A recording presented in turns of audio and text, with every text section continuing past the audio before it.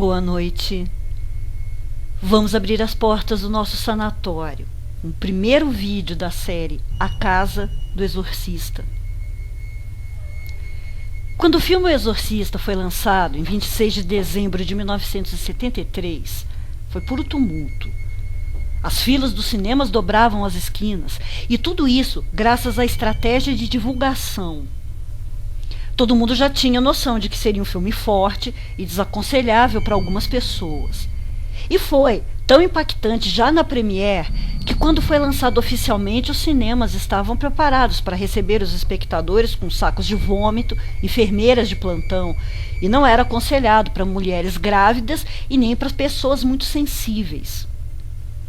Em algumas das cidades da Inglaterra, o exorcista foi proibido, e isso criou as chamadas excursões do exorcista, para que as pessoas pudessem ir de ônibus para outras cidades assistir. Quando saíam do cinema, alguns pareciam realmente impressionados e outros até arrependidos por terem ido. Houve pessoas que disseram ficar alguns dias tendo pesadelos e sentindo-se vigiados, com medo de tudo, além de terem problemas para dormir.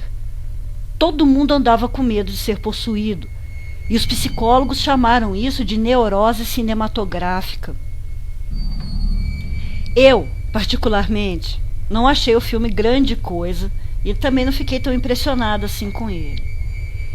O que me impressionou de verdade foram os fatos ligados a ele, o que nos faz querer acreditar que, de fato, possa ter algo de muito ruim cercando toda essa história. Não bastasse apenas os espectadores serem afetados, mas também os envolvidos na produção, que passaram por perrengues bem feios. E todos esses perrengues ficaram conhecidos como a maldição do exorcista. É claro, pode sim ser só o acaso, mas é muita coincidência. Para começar, um incêndio no set de filmagens prejudicou e atrasou as gravações. Como aconteceu em fim de semana, não tinha ninguém no lugar, não se sabe como o fogo começou, mas também não machucou ninguém. E mesmo com uma investigação posterior, não foi encontrada a causa. E para a coisa ainda ficar mais estranha, todo o set foi destruído, menos o quarto da Regan, onde o exorcismo foi feito. Esse ponto ficou totalmente intacto. Durante as filmagens, 9 pessoas ligadas ao filme morreram.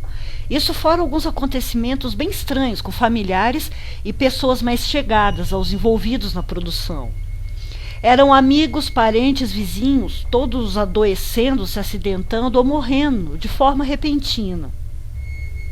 Outra morte que não teve explicação foi a do homem que cuidava da refrigeração do quarto da Regan.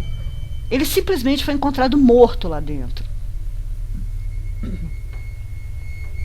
Jack McGowan, cujo personagem morreu ao rolar uma escadaria, morreu de fato, uma semana depois. Dizem que por causa de uma pneumonia, mas a causa oficial nunca foi divulgada. Além dele, o irmão do ator Max von Sydow, que morreu em um acidente, teve também um cameraman e um vigia. O vigia levou um tiro enquanto fazia uma ronda. A mulher de outro cameraman, que estava grávida, sentiu-se mal de repente e perdeu o bebê. E isso fez com que as outras esposas de quem trabalhava na produção corressem, desesperadas, atrás de igrejas e de bênçãos, para que não acontecesse o mesmo a elas. E não parou por aí. Muitos foram os acidentes sofridos pela equipe. Um jardineiro, enquanto trabalhava, perdeu um dedo do pé, e o carpinteiro, que fazia alguns reparos no cenário, cerrou por acidente metade da mão. Ellen Burstyn, que fazia a mãe da Regan, sofreu uma lesão grave durante a gravação da cena em que a menina arremessava para longe. Dizem que o diretor pediu bastante realismo nas cenas, e aí o cara que segurava a corda e deveria puxá-la acabou se empolgando muito. Outra coisa bem assustadora aconteceu com o ator Jason Miller, o Padre Carras. Durante os intervalos das filmagens, ele costumava passar em frente a um seminário jesuíta. E em um desses passeios, ele foi abordado por um velhinho que lhe entregou uma medalha e disse assim: "Sabe o que é isso?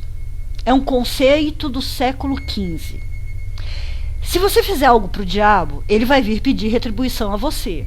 ou vai tentar impedir o que está fazendo, até que peça para ele. Essa medalha o protegerá.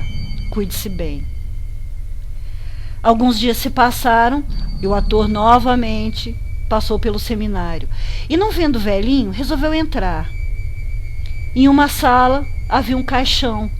E quando ele se aproximou, viu que nele estava o corpo do homem que lhe deu a medalha. Com todos esses acontecimentos, o diretor John Frankenheimer foi convidado para dirigir O Exorcista, o início, mas ele não aceitou. Morreu um mês depois, vítima de um derrame. Um pastor evangélico tentou impedir que as cópias em VHS fossem vendidas, mas isso acabou aumentando ainda mais a vontade das pessoas assistirem.